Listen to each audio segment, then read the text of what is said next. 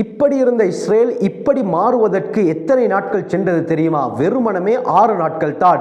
6 நாட்கள்ல இஸ்ரேலுடைய போர்டர் விரிவடைய ஆரம்பித்தது. இதற்கு காரணம் 6 டே வார், 6 நாட்கள் யுத்தம். இந்த 6 நாள் தொடர்ச்சியாக இஸ்ரேல் செய்த இந்த யுத்தத்தின் காரணமாக பல அரபு நாடுகள் பின்வாங்கியது. இதன் காரணமாக இஸ்ரேல் தங்களுடைய போர்டரை விரிவுபடுத்திக் கொண்டது. என்ன நடந்தது? தெளிவாக இதை பற்றி இந்த பதிவிலே பார்ப்போம்.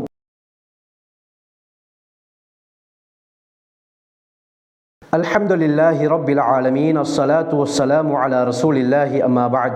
கண்ணியத்திற்குரிய இறைவனின் நல்லடியார்களே, அல்லாஹ்வின் சாந்தியும் சமாதானமும் என்றென்றும் நம் அனைவர் மீதும் உண்டாவதாக. ஏற்கனவே நாங்கள் கிரேட்டர் இஸ்ரேலுடைய புதிய நாட்டு வரைபடத்தை பற்றி பார்த்திருக்கிறோம்.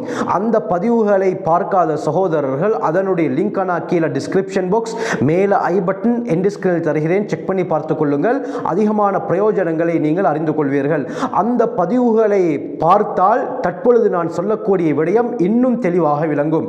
அருமையானவர்களே, 1967 ஜூன் 5ஆம் தேதி இப்படி இருந்த இஸ்ரேல் வெறுமனமே 6 நாட்கள்ல பெரும் ஒரு யுத்தத்தை நடத்தி இதன் மூலமாக தன்னுடைய எல்லையை விரிவுபடுத்திக் கொண்டது. ஒரே நேரத்தில் மும்முனை தாக்குதல் என்று சொல்லப்படும். ஒரே நேரத்தில் ஈஜிப்டையும் தாக்கியது, ஜோர்தானையும் தாக்கியது, சிரியாவையும் தாக்கியது. இந்த தாக்குதலின் காரணமாக இந்த அரபு நாடுகள் எல்லாம் பின்வாங்க ஆரம்பித்தது.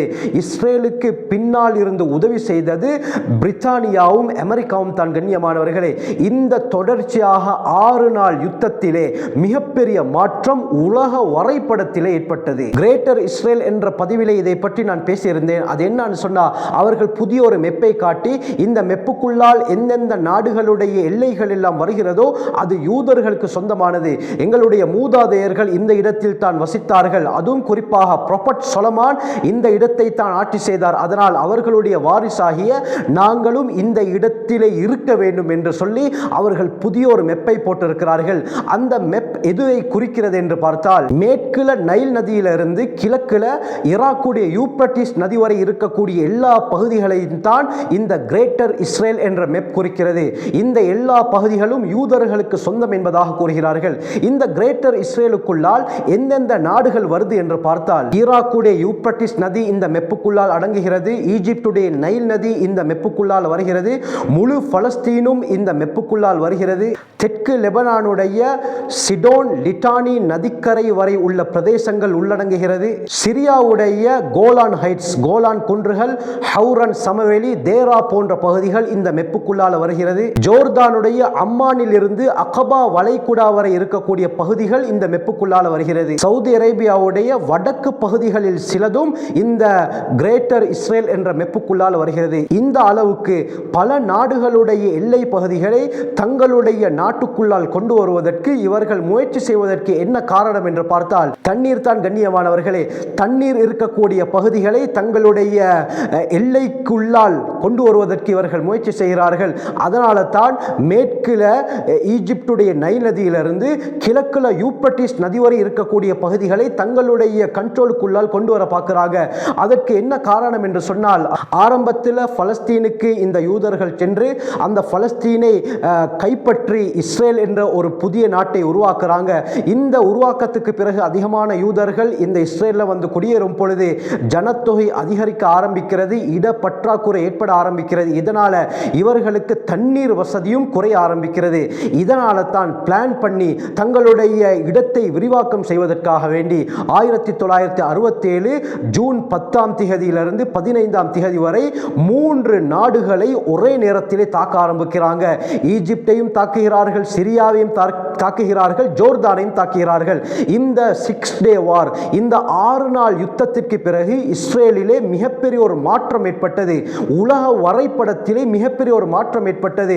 எந்த இடங்களை இந்த இஸ்ரேல் ஆக்கிரமித்துக் கொண்டார்கள் என்றால் இதிலிருந்தே உங்களுக்கு தெரிய வரும். இவர்களுடைய நோக்கமே இந்த தண்ணீர் இருக்கக்கூடிய இடங்களை பிடிப்பதுதான். கண்ணியமானவர்களே, இந்த 6 டே வாருக்கு பிறகு எந்தெந்த இடங்களை தங்களுடைய கட்டுப்பாட்டுக்கு கீழால் இந்த இஸ்ரேல் கொண்டு வந்தார்கள் கொண்டார்கள் என்று பார்த்தால், ஈஜிப்டுடைய கண்ட்ரோல்ல இருந்த சுயஸ் கால்வாயுடைய டிரான் என்ற நீரிணையை இந்த யூதர்கள் கைப்பற்றினார்கள். இந்த நீரிணை ஈஜிப்டுக்கும் சவுதி அரேபியாவுக்கும் நடுவில் இருக்கிறது.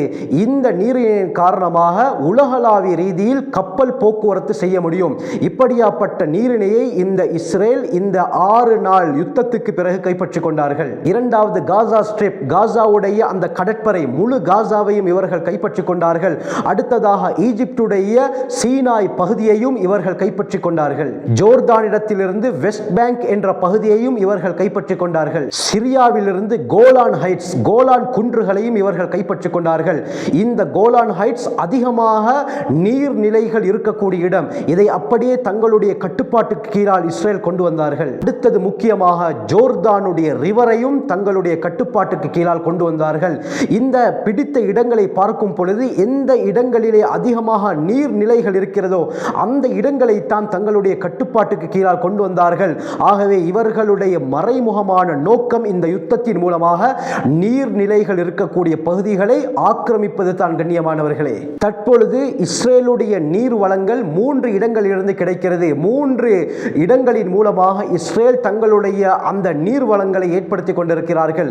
முதலாவது ஜோர்தான் ரிவர். இந்த ஜோர்தான் ரிவரின் மூலமாக இஸ்ரேலுக்கு 3இல் 1 பகுதி தண்ணீர் போய்கொண்டிருக்கிறது. இரண்டாவது சிரியாவுடைய தென்மேற்கு பகுதியிலே அமைந்திருந்த கோலான் ஹைட்ஸ். இந்த கோலான் நீரூற்றுகளின் மூலமாக அதிகமான தண்ணீர் வசதிகள் இந்த இஸ்ரேலுக்கு கிடைக்கிறது. மூன்றாவது தபரியா ஏரி, இதற்கு இங்கிலீஷ்ல சி ஆஃப் கேலிலி என்று சொல்வார்கள். இதுவும் இந்த இஸ்ரேலுடைய கட்டுப்பாட்டுக்கு கீழால் தான் இருக்கிறது கண்ணியமானவர்களே. உலகத்துடைய முக்கியமான 3 நீர்நிலைகளை இந்த யுத்தத்தின் மூலமாக ஆக்கிரமித்துக் கொண்டவர்கள் இந்த இஸ்ரேலியர்கள். இந்த ஜோர்தான் நதி இருக்கிறதே, லெபனான்ல ஆரம்பித்து தபரியா நதியில பட்டு டெட் சி சாக்கடலிலே இது கலக்கிறது. இந்த ஜோர்தான் ரிவர் 251 கிலோமீட்டர், அதாவது 156 மைல் நீளம் கொண்டது. இந்த நதி Jordan, Syria, Lebanon, Palestine, Israel, west bank போன்ற நாடுகள் ஊடாக ஓடிக்கொண்டிருக்கிறது. இவ்வளவு பிரமாண்டமான நதியுடைய ஒரு பெரும் பகுதியை இந்த இஸ்ரேல் ஆக்கிரமித்துக் கொண்டார்கள். இந்த ஆக்கிரமிக்கப்பட்ட பகுதிகள் எல்லாம் பெரும் காடை இஸ்ரேல் உருவாக்கி வைத்திருக்கிறார்கள். அதுவும் குறிப்பாக சீம கருவேலை மரம் என்ற ஒரு வகை மரத்தை அதிகமாக நட்டு வைத்திருக்கிறார்கள். மில்லியன் கணக்கான மரங்கள் இந்த பகுதிகளிலே நடப்பட்டிருக்கிறது. இந்த மரத்தை வளர்ப்பதற்காக ஒவ்வொரு வருஷமும் இஸ்ரேலிய கவர்மெண்ட்ல இருந்து ஒரு பெரும் தொகை நிதியாக இதற்கு செலவிடப்படுகிறது. இந்த மரங்களை இவர்கள் இந்த ஆக்கிரமிக்கப்பட்ட பகுதிகளில் மில்லியன் கணக்காக வளர்ப்பதற்கு 2 காரணங்கள் இருக்குது. முதலாவது, இந்த சீம கருவேலை மரம் இருக்கிறதே, பாலைவனத்தில் அதிக நாட்கள் தண்ணீர் இல்லாமல் வாழக்கூடிய மரம். அதனால் இந்த மரத்தை இவர்கள் தேடி கண்டுபிடித்து அந்த இடத்திலே வளர்க்கிறார்கள். இரண்டாவது முக்கியமான ஒரு காரணம் இருக்கிறது கண்ணியமானவர்களே. புகாரி முஸ்லிமுடைய ரிவாயத் வருது, ஸல்லல்லாஹு அலைஹி வஸல்லம் சொன்னார்கள், மறுமை நாள் நெருங்கும் பொழுது முஸ்லிம்களுக்கும் யூதர்களுக்கும் மத்தியிலே யுத்தம் ஏற்படும். இந்த சந்தர்ப்பத்தில் கல்லுக்கு பின்னால், மரத்துக்கு பின்னால் இந்த யூதர்கள் போய் ஒளிந்து கொள்வார்கள். அந்த நேரத்தில் ஒவ்வொரு கல்லும் ஒவ்வொரு மரமும் சொல்லும், யா முஸ்லிம் யா அப்தல்லா ஹாதா யஹூதியுன் கல்ஃபி தஆல் ஃபக்துல்ஹு ஃபக்துல்ஹு. ஏ அல்லாஹ்வுடைய அடியானே, இதோ எனக்கு பின்னால் ஒரு யூதன் மறைந்திருக்கிறான், அவனை வந்து கொள்ளு என்று ஒவ்வொரு மரமும் ஒவ்வொரு கல்லும் சொல்லும் என்று ஸல்லல்லாஹு அலைஹி வஸல்லம் சொன்னார்கள். சொல்லிவிட்டு சொன்னார்கள், இல்லல் கர்கத், கர்கத் என்ற மரத்தை தவிர இது யூதர்களுடைய மரம் என்பதாக ஸல்லல்லாஹு அலைஹி வஸல்லம் சொன்னார்கள். அருமையானவர்களே, இந்த கர்கத் என்ற மரத்துடைய வகையை சேர்ந்த ஒரு மரம் தான் இந்த சீம கருவேலை மரம் கண்ணியமானவர்களே. அந்த கர்கத் என்ற வகை மரத்துடைய ஒரு வகைத்தான் இந்த சீம கருவேலை மரம். இந்த மரத்தை தான் இவர்கள் மில்லியன் கணக்கு ரூபாய் செலவழித்து அதிகமாக நட்டிக் கொண்டிருக்கிறார்கள். முஹம்மது ஸல்லல்லாஹு அலைஹி வஸல்லம் அவர்களுடைய இந்த ஹதீஸிலே யூதர்கள் அதிகம் நம்பிக்கை வைத்திருக்கிறார்கள். அதனால தான் இந்த மரத்தை அவர்கள் மில்லியன் கணக்கு செலவழித்து வளர்த்து கொண்டிருக்கிறார்கள். அவர்களுக்கு தெரியும், கடைசி காலத்திலே இந்த ஆயுதங்கள், இந்த அயன் டோம், இந்த மெர்காவா போன்ற ஆயுதங்கள் எங்களை காப்பாற்றாது, இந்த மரங்கள் தான், இந்த கர்கத் என்ற வகை மரங்கள் தான் எங்களை காப்பாற்றும் என்று சொல்லி மில்லியன் கணக்கு செலவழித்து வளர்க்கிறார்கள்.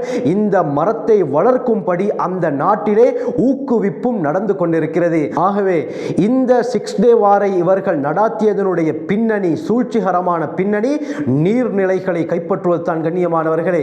அவர்கள் எதிர்பார்த்தது போல் அந்த அரபு நாடுகளுடைய பல இடங்களை தங்களுடைய ஆக்கிரமிப்புக்கு கீழால் கொண்டு வந்தார்கள்.